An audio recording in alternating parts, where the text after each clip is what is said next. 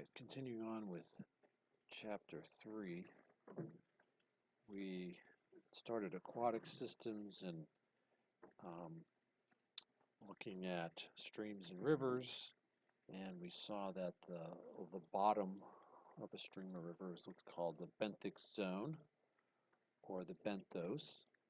And the kind of organisms you'll see there are ones that are typically scavengers or ones that feed on detritus, sort of waste material, things that have died, that have sunk to the bottom.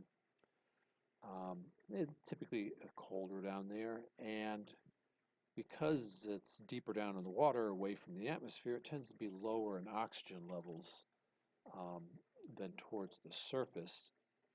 Here's an image I got off the net of just some typical kinds of things you'll see in the benthos, things that live down in it, certain types of bivalves, clams and oysters and mussels, that kind of things, worms.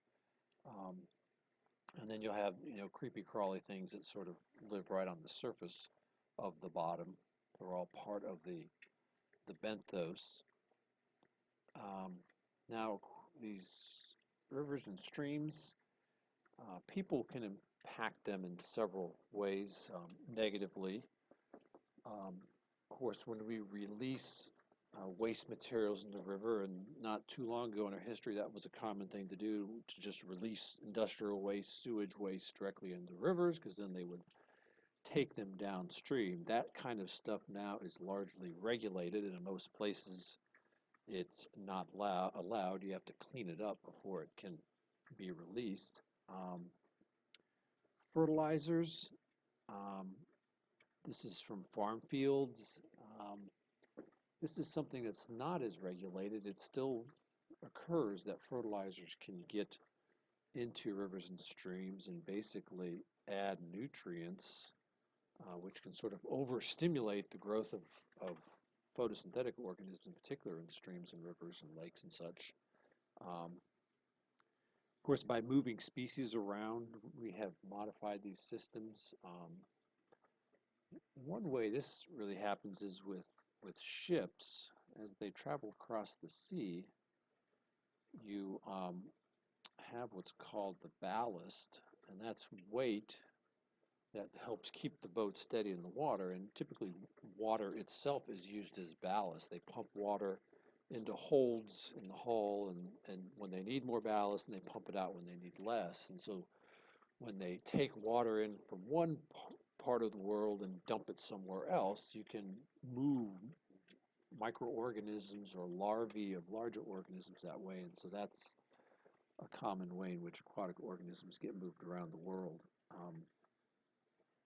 So when you alter the surrounding landscape and change it from a natural forested landscape into farms or into urban, suburban areas, that can impact what flows into the water and essentially increase the potential for pesticides, fertilizers, pollutants to get into the water. Also, a thing we do quite often is to create dams on rivers for various reasons. We'll talk about the details of those at a later time. But that, of course, changes the flow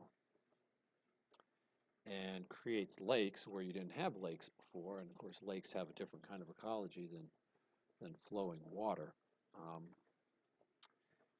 Of course, when you create a lake behind a dam, it also requires flooding land, and that obviously changes the landscape. It also has a big impact on people. If you used to live there and you have to move, that's obviously a negative for you. Um, Now, so we saw that flowing water is what we call a lotic system. Ponds and lakes where you have relatively still water are called lentic systems. Um, and there's some terms that go to their structure. At the surface, where most of the light is, you have what's called the photic zone, and then deeper down is the profundal or aphotic zone, where there's less light. Close to the shore, where you have a lot of vegetation that's sort of growing out of the water, that's the littoral zone. And then when you go further out to the deeper water where you don't have vegetation sticking up out of the water. That's the limnetic zone. And just as in streams and rivers, the bottom is known as the benthic zone. Okay, so that's the structure we see. More so lentic systems, because the water's not moving all that much, tend to be populated more with plankton than rivers and streams.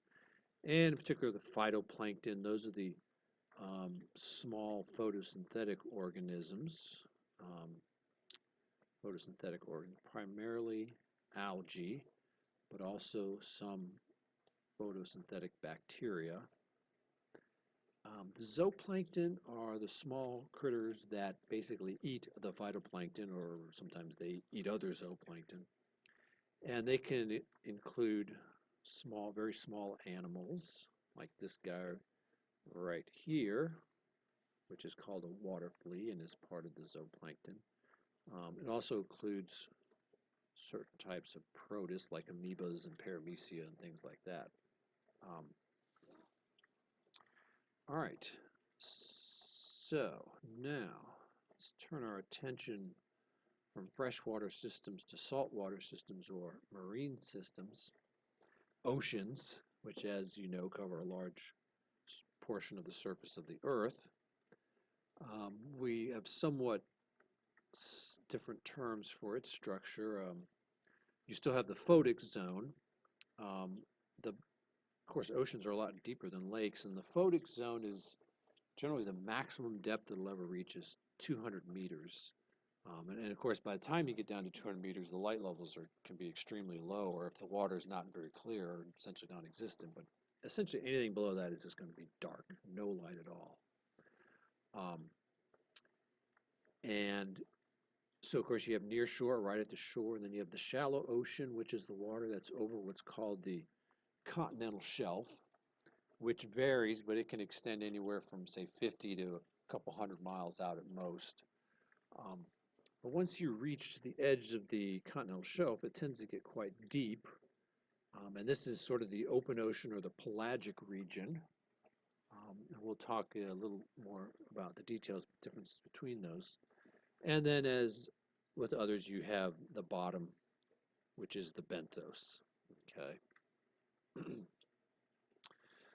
All right, so now let's look at some of the details of these different zones. So, of course, at the shore and the oceans, you have tides, high tide, low tide, and you'll have the intertidal zone, which is the area that's covered in water for part of the day and exposed at other part of the days. And so that's a relatively harsh environment. So organisms that live there have to be handle being dry part of the day and inundated with water other parts of the day. Um, And this creature showed up when I did a search of intertidal zone. I'm not sure what the heck that thing is. It sort of looks like some kind of starfish, but also maybe a jellyfish of some sort, um, washed up at, dried up at low tide. Um,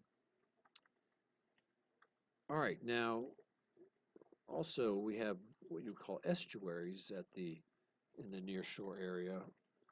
Um, and so this is where rivers run into the ocean.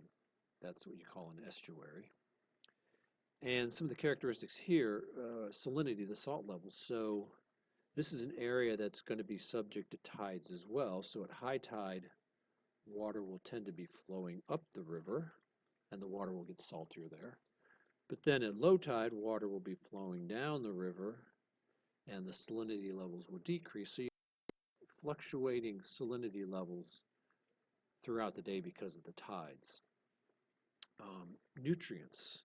Rivers bring a lot of nutrients downstream, and so estuaries tend to have a lot of nutrients, um, a lot of sediment carried down by the river that's deposited there in these on the channels and stuff, essentially at times creating new land. Because of all these nutrients, they're very productive systems, lots of photosynthetic organisms, algae, bacteria, plants, etc. And so there's lots of food, and they're tend to be relatively diverse, and also good places for fish to go to basically lay their eggs, because there's then lots of food for the the young fish, and also lots of places for them to hide. You also tend to find a lot of shellfish, clams, oysters, mussels in these areas, and so traditionally people will go out at low tide and attempt to dig these up because they're down in the muck of the estuary. All right, a somewhat different kind of coastal area, a salt marsh. Um, Again, a salt marsh is essentially often the kind of habitat you'll find in an estuary, um, dominated by grasses and rushes, which is the type of plant that's sort of similar to a grass. No trees or anything like that. Again, lots of nutrients and sediments deposited there, so high productivity and high diversity. Um, if you've ever been around the Chesapeake Bay, it's the land and the interface between the water and the land there is sort of one big salt marsh. Now, in more southern areas where it's much more warmer, southern Florida and tropical areas, in coastal areas, you tend to find mangroves. These are trees that essentially grow up out of the salt water, and so they can tolerate salty conditions. And you can see their roots essentially break off into multiple portions that form this structure that hold them up out of the water. Um, like estuaries and the salt marshes, they are good habitats for fish as well to hide in and to lay their eggs and for the young fish to hide. Um, dang it, erase. Thank you. Um, some unusual animals the book points out there that you can find in mangrove areas are manatees. They live in southern Florida and a few other places around the globe. Asia, these crab-eating monkeys, these macaws that feed on crabs at the shore, a somewhat unusual food source. The fishing cat, if you've ever heard of one of those, this wild type of cat that, I believe lives in Asia that likes to hunt for fish and obviously doesn't mind getting wet. And the little ones are really cute here, as you can see. The monitor lizard, another Asian species, I believe the largest lizard. They get pretty darn big. They won't eat people, but they can be dangerous. It's not some critter you want to hang around too much. And if you have a small pet around, they might try to eat those. An impact people have mangroves, again, on the coast, nutrient-rich areas. They're good areas to establish fish shrimp farms. And so in these tropical areas, people will convert the mangroves, remove the mangroves, and establish these ponds right at the edge between the land and the ocean to raise shrimp. Um, Now, it can be productive for shrimp, but it's obviously not good for the mangroves to remove them and for the wildlife that rely on the mangrove. And what people find is when they concentrate these shrimp into these ponds, what happens is, of course, they're feeding those shrimp, and those shrimp are creating lots of waste. And so the waste can really accumulate in these ponds. And so they'll have to flush out those wastes, and then the wastes get into the surrounding water and can sort of create a mess, essentially adding too many nutrients to the water surrounding the mangroves and these artificial ponds. Um, just sort of my opinion, I would encourage you, if you ever shop for shrimp, to avoid the farm raised stuff and to just get wild caught shrimp because, again, this farm raised stuff has a significantly negative impact on natural system. Here's one in Belize off the Yucatan Peninsula, but in South America and in Asia, there's a number of these shrimp farms. All right, so in the shallow ocean there along the continental shelf, again, you're well within the photic zone, so there's usually plenty of sunlight, leading to a lot of photosynthetic organisms, diverse communities.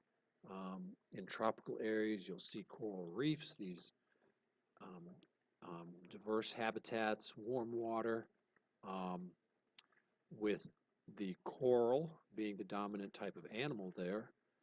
Corals are these small um, animals that are sort of like miniature sea anemones that form these big colonies. And I see I'm running on this video, so I will pick this up on the next one.